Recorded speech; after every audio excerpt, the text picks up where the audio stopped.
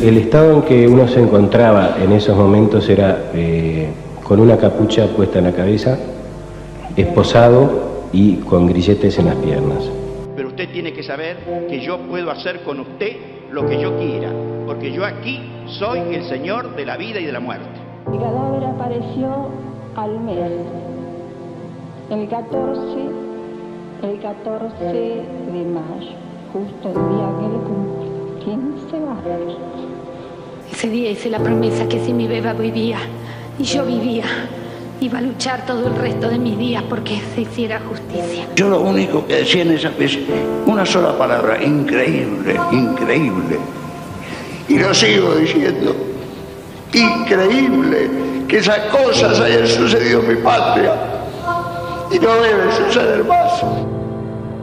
En un contexto en el que los argentinos estamos movilizados nuevamente a partir de la película que ya está en cines, hablo de Argentina 1985, muchos estamos repensando en ese momento histórico de lo que sucedió en la época del proceso, de lo que les tocó vivir a muchas familias, y también pensamos en los jóvenes de aquel momento, de qué manera contribuyeron, cómo estuvieron desde afuera de este horror que sucedía, también viviendo un proceso que será, sin dudas, un recuerdo y un presente para toda la vida. Tenemos el gusto de estar en contacto en este momento con la señora María Eugenia Lanfranco. Ella es socióloga, es también actriz, comunitaria, ella es socióloga de la UBA, y María Eugenia concretamente es nombrada en esta película porque en aquel momento, estamos hablando de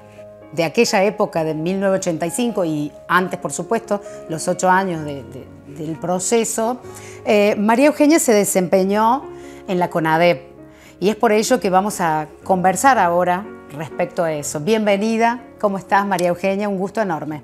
¿Qué tal? ¿Qué tal? ¿Cómo les va? Muchas gracias por la invitación, por compartir este espacio con todos ustedes.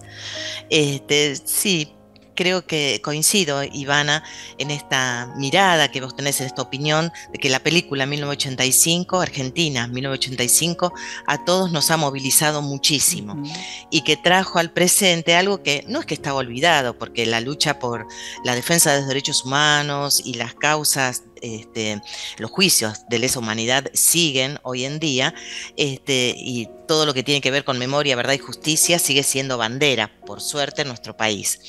Pero creo que estamos todos muy sensibles por volver a ese año y recordar algunas cosas que no es que estaban olvidadas, pero que, bueno, no estaban tan a flor de piel como lo tenemos ahora a partir de la película. Especialmente, es real.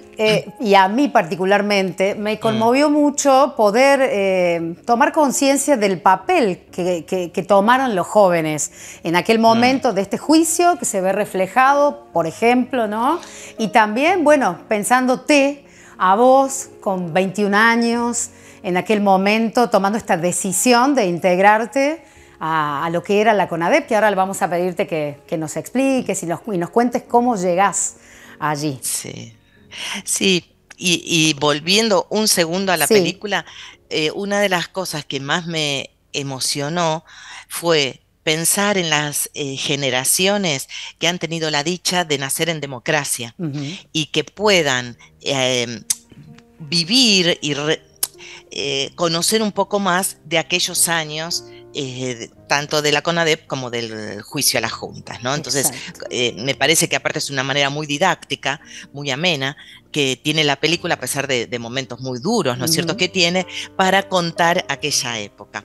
Sí, yo formé parte de la Comisión Nacional sobre Desaparición de Personas. Como ustedes sabrán, y está eso escrito en varios libros, Raúl Alfonsín asume el 10 de diciembre de 1983 y 5 días después, por un decreto, forma la Comisión Nacional sobre Desaparición de Personas. Ese equipo de notables comienza a funcionar y pocos días después, ya a fines de enero, aproximadamente del año 84, yo me sumo. Me sumo con mis 20 años, los 21 los cumplí en la CONADEP, y fue una necesidad, un deseo que tuve ese fin de año del año 83. Es algo familiar que ocurrió. Estábamos en la playa con mi mamá y mi papá, una de mis hermanas y yo, leyendo el diario. Obviamente la vuelta de la democracia era algo muy, muy deseado por mi familia y por muchísimos argentinos, por cierto. Y siempre nos gustaba leer el diario y tomar mate en la playa. Y mi hermana me dice, ay, si yo tuviera tiempo, me gustaría colaborar con la comisión. Y yo la miré, yo en ese entonces trabajaba a mediodía. Dije, bueno, yo cuando vuelva a Buenos Aires voy a ir a colaborar. Y así hice. Salí del trabajo al mediodía en Ituzaingó, lugar donde yo nací, a las afueras en el Gran Buenos Aires. Me tomé el tren Sarmiento y me acerqué al segundo piso del Centro Cultural San Martín, donde funcionaba la comisión. Y bueno, y allí cuando llegué me preguntaron qué quería, qué necesitaba, y dije que yo quería colaborar, aunque sea sirviendo café. Bueno, una de las personas del equipo de notables me preguntó, se sonrió porque me habrá visto muy joven, y me dijo, ¿cuándo querés empezar? Mañana. Y al otro día comencé. Entonces trabajaba a la mañana como preceptor en una escuela y me tomaba el Sarmiento, el tren, y a la tarde estaba en el Centro Cultural. Con la convicción esta, ¿no? Como vos decís, de colaborar, de hacer desde tu lugar lo que podías, y en aquel momento con tu edad, digo, ¿no? Realmente muy movilizador, pero no sé si realmente en ese momento vos tomaste conciencia de lo que significó toda esa tarea que realizaban desde allí. Sí, uno, con el paso del tiempo y cuando mis hijos tuvieron la edad que yo tenía en aquel entonces, dije, era muy chica realmente. Está bien que la perspectiva va cambiando, ¿no? Con el transcurso del tiempo. Pero no solamente yo era chica, yo es real que era la más chiquita. Pero mis compañeros, que yo a muchos de ellos los veía grandes, o hasta alguno me parecía que era un viejo y tenía 50 años, digamos, claro. Visto hoy me parece una persona sumamente joven, que estoy llegando a los 60 yo, y mis compañeros oscilaban entre los 28 y 35 años, el resto de las personas que formamos parte, como yo suelo decir, de los no notables, claro. Que había una comisión de personas que Alfonsín había designado y había invitado a participar, y había un grupo de personas que nos fuimos sumando. Quiero aclarar una cosa, transcurrido un mes más o menos de trabajar ad honorem, me propusieron que renunciara al trabajo que tenía. Me preguntaron si quería renunciar y trabajar con un contrato como empleada estatal, ¿no es cierto? Un contrato por ese lapso de tiempo. Exacto. Que iba a durar la CONADEP. Y obviamente acepté con mucho gusto, ¿no es María cierto? Eugenia, ¿cómo era en ese momento recibir a la gente, recabar esa información, que por supuesto era muy doloroso, y todo eso ya sabemos que hubo distintos relatos, pero ¿cómo era para vos, digo, esto de involucrarte y no tanto, porque duele y mucho, ¿no? Sí, yo creo que un factor importante fue el gran equipo que construimos entre los compañeros que estábamos allí. Claro. Como que nos sosteníamos mucho entre nosotros. Otra cosa llamativa y que también hace a pensar una época, y es que nosotros no teníamos computadoras, como yo siempre digo, la CONADEP es pre-internet, no existía Google. Y se tomaban a mano, ni siquiera teníamos máquinas de escribir para todos. Los testimonios más destacados, más importantes, que tenían que ver generalmente con alguna persona que había estado desaparecida y luego había sido liberada, que eran los testimonios como que tenían más material, digamos, más que podían relatarlo, más información. Esos sí se tomaban a máquina, el resto los tomábamos a mano. Teníamos una oficina muy grande donde habíamos armado pequeños boxes. Tampoco recibimos una capacitación para hacer el trabajo. Digamos que este abogado, el doctor Judice Bravo, nos había indicado que cada oración teníamos que comenzar con la palabra qué. Entonces, que fue detenido tal fecha, que vivía en tal lugar, que había nacido en tal lado, que se dedicaba a tal otra, que estudiaba tal cosa.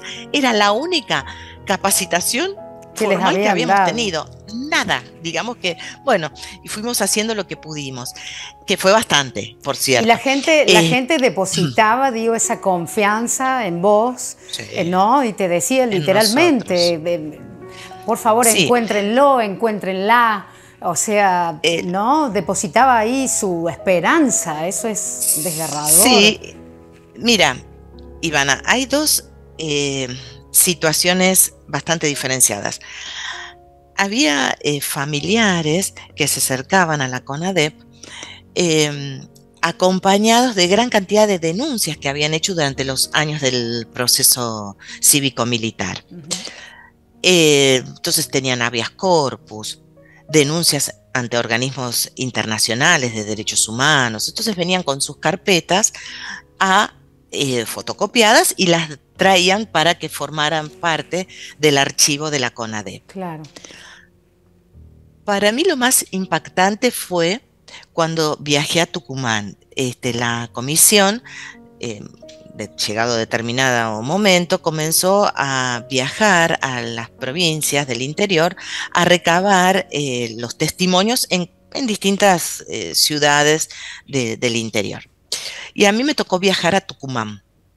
Fuimos un equipo de compañeros a la provincia de Tucumán. Y hicimos dos viajes. El primero estuvimos en la capital, en San Miguel, y en la segunda oportunidad estábamos un día en un pueblo distinto de la provincia, ¿no?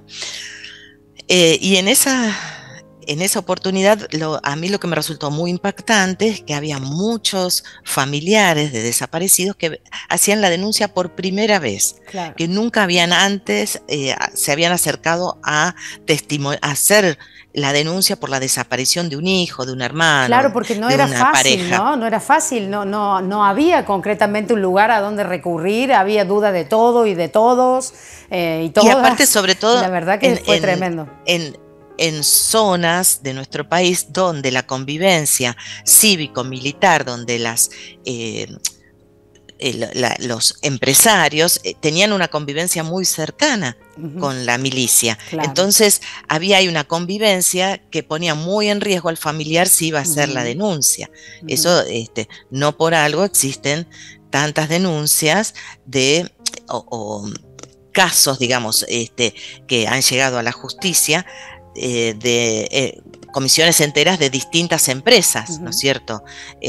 A lo largo y ancho de nuestro país, digamos que comisiones... ¿Cómo te movilizó a vos hoy esto? Porque yo por lo menos desde la historia oficial no recordaba que, como vos decís, de manera tan didáctica, una película, un espacio de 2 horas donde uno va y se instala literalmente a ver y a escuchar. Digo, que va muy profundo, ¿no? Del ser humano, y me conmovió ver generaciones muy jóvenes, pero ¿cómo te pasó a vos, y un poquito para cerrar esta nota, a vos en esta realidad actual tuya? Sí, creo que yo celebro que que exista esta película, que se haya filmado con esa rigurosidad, ¿no es cierto? También, porque así fue hecha. Y estoy como muy agradecida de traer este tema a la sociedad, otra vez que aparezca en la mesa familiar, en los ámbitos laborales, esta conversación sobre esta temática. Pero quería dar un temita con respecto a Tucumán, que para mí el testimonio más complejo que tomé fue de un señor con la carita muy arrugada, que se acerca y me dice: miren, desde que se llevaron a mis 2 hijos, la patrona no dejó de llorar, refiriéndose a su esposa. Tenía 2 hijos desaparecidos, uno de 16 y otro de 18 años, que trabajaban en un ingenio de la provincia de Tucumán. Cuando, tomo la declaración, me dice la fecha de nacimiento de sus hijos, el lugar y la fecha donde habían sido secuestrados, y cuando termina el testimonio, antes de hacer una cruz, porque el señor no era analfabeto, claro, cosa que ocurría con bastante frecuencia en el interior, me miró a los ojos y me preguntó, señorita, ¿usted va a encontrar a mis hijos? No existía. Qué dolor. Como concepto desaparecido en las personas que por ahí no habían hecho denuncias en organismos internacionales o habían presentado habeas corpus. Fue una de las situaciones más complejas, digamos, más tristes. ¿No? Espera eterna de las familias que obviamente yo creo y esa esperanza. Por eso el juicio tuvo esta instancia tan fuerte, ¿no? De poder, bueno, hacer de alguna manera un cierre, claro. Y es impactante el juicio, también escuchar, ¿no? Algunas preguntas que se dan allí mismo.